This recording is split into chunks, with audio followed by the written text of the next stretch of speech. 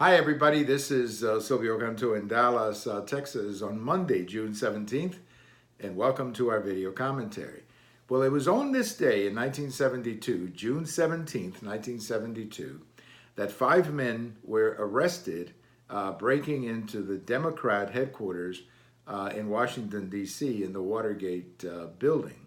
Those 5 men were eventually found to be working for the committee to re-elect President Nixon, and that, of course, began what we now call Watergate. Now, the scandal was not a factor in 1972. President Nixon was re-elected with 49 states, 61% of the popular vote, so it had no impact on the 1972 election.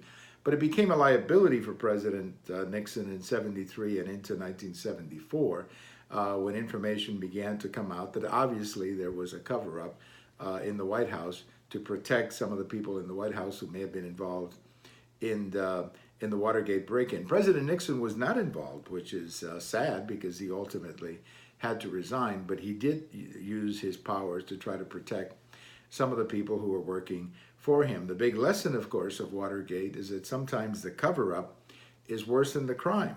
That, the crime was pretty meaningless, breaking into an office building, but the cover-up, of course, became a real problem for President Nixon, who eventually resigned the presidency in August of 1974 after the Supreme Court forced him to release the tapes that clearly showed that he had been covering up the whole thing. So it became the defining story of his presidency, and sadly so, because I think overall he was a very good president of the United States. By the way, Richard Nixon's memoirs have a wonderful chapter on Watergate that I would recommend that you read. Very interesting observations from him about Watergate.